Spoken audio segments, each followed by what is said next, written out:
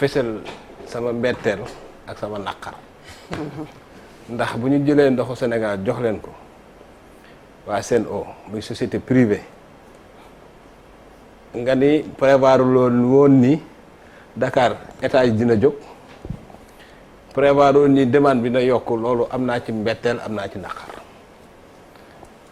ndax nag ay la yéwén état du Sénégal li mu def ci secteur ndox dafa bari ci ay koppar man ko mën a critiquer état bi laa mais affaire bi man Sen'Eau laay critiquer pourquoi 2011 avant Macky Sall di ñëw dernier budget bi ce qui touchait à l'eau 27 milliards la woon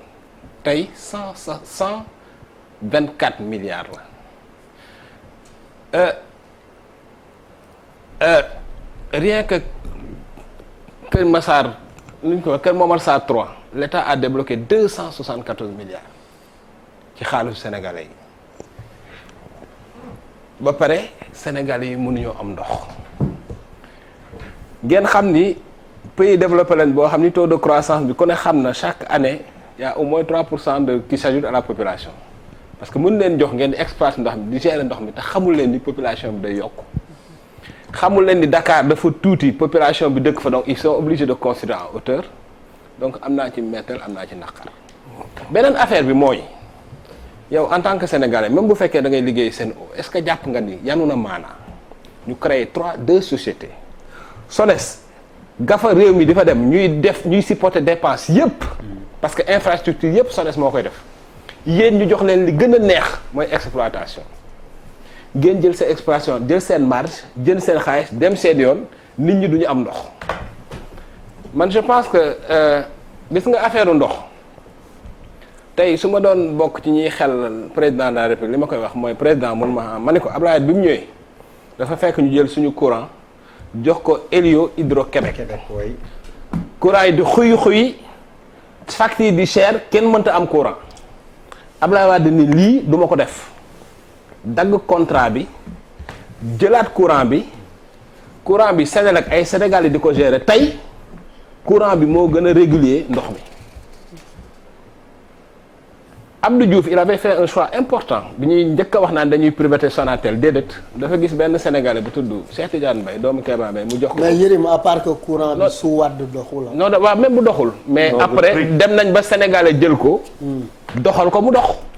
oui tey fi mu toll ni courant bi moo gën a mais ku mën a defar doxal ndox courant war ngaa mën a doxal ndox. oui ku mën a doxal téléphone tey Sonatel ça fait partie des plus grandes choses téléphone yi la. ku ko mën a doxal mën ngaa doxal ndox. lan moo tax Sénégal mënuñoo doxal ndox. au nom de quel principe man mënuma comprendre. le Sénégal di injecter dans un secteur plus de 274 milliards pour benn infrastructure pourquoi parce que y a un déficit si tu veux de 300 000 mètres carrés. mètres cubes. Kër Momar Sarr va apporter 200 000 mètres cubes. on pense que vaille bu ñëwee dinañ am benn répit. mu des ba léegi. voilà pour benn mu des 100 000 mètres cubes. donc muy investissement yoo xam ne état bi day continuer di def ci xaalisam yéen ñu jox leen exploitation bi ngeen di facturer lu cher parce que ñëw leen di liggéey pour perte donc loolu ngeen di facturer da ngeen di jël seen marge yóbbu ko France bu ko defee Sénégal yi ñoom des ak seeni problème ndox donc li ñu war a def ci réew mi mooy c'est très simple. dañu war a rompre contrat bi ak Sen'Eau comme ñu ñoo jël sa xaalis di ko fi def xaalis bi ñu ciy def ak marge bi nga xam ni moom la Sen'Eau di jël di ko yóbbu Europe ci seen maison mère yi bu ñu jëlee xaalis bi Sénégal di def ak marge yi Sen'Eau di gagné ñëpp ñu boole ko def ko ci ndox mi Sénégal ndox mi dox parce que je vais t'expliquer xam nga modèle bi ñuy jaay France bi ñu koy jaay defu ko. jaayloon nañu ni Sénégal jaayloon nañu suñu autorail pendant ce temps France mosul jaay SNCF te du ko mos a kafe ci àdduna suñu circuit tout notre transport public on l'a saboté RATP France du ko mos a jaay du ko mos a fayoo ci àdduna suñu compagnie aérienne yi amoon yëpp ñu ni non c'est pas rentable il faut des privés Air France du ko mos a privatiser électricité de France du ko mos a privatiser gaz de France du ko mos a privatiser mooy tubaab yi nga xam ne ñoo ñëw di ñu jënd suñu ndox di ko gérer ñoom li leen ñor dañ ko téyel seen bopp parce que dafa stratégique ndox mais soxna si wax na ko sëñ bi guerre yu ëpp ci àdduna bi ndox a koy indi ndox a gën a sensible ci àdduna ndox ak pétrole mooy ñaari yëf yi gën a sensible géopoliticiens yëpp nee na ñooñu moo gën a sensible ci àdduna ndox du caaxaan pourquoi est-ce que le Sénégal di dépenser ay centaines de milliards ci infrastructure jël benn société boo xam ne nii dañ ko jël rek parce que c'est une société française xaw ma lan ñëw war a exploiter société boobu di jël ay marge di ko yóbbu France ba pare jël sénégalais sax xam naa di leen fay salaire yu bon marge boobu nañ ko jël boole ko ci réew mi boole ko xaaj bi ñuy def suñu infrastructure bi doxal suñu ndox parce que ki mën a doxal téléphonie cellulaire ba Sonatel nekk ci société yi gën a mag tey ci Afrique ci téléphonie cellulaire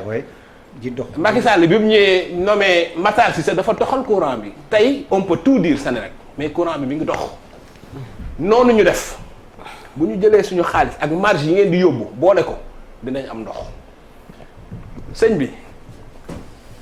mënoo téye lu mel ni ndox cim réew naan voilà fii dafa kawe woon xëy suba fii gàtt fii non loolu dama cee am naqar dama cee am mbetteel Papis yow nag en tant que sénégalais maa ngi lay laaj non question bi laay posé maa ngi lay laaj finalement est-ce que da ngaa jàpp analyse bi quoi non man analyser wu ma de je parle de fait lii du analyse je suis très factuel man xaalis laay wax ak ni ñu koy lijjantee ba xaalis bi des fii ñu am ndox man analyser wu ma dama la bëgg a laaj benn affaire question est-ce que yow di nga permettre sa biir kër nga indi fa nit waa ji ni moo jiite maanaam koom-koom bu am ci réew mi waajo ci kër gi moom moo koy jël di ko def lu ko neexee te dépense bu am yow yaa koy joxe est-ce que loolu di nga ko nangu. waaw je pense que comparaison bi nga def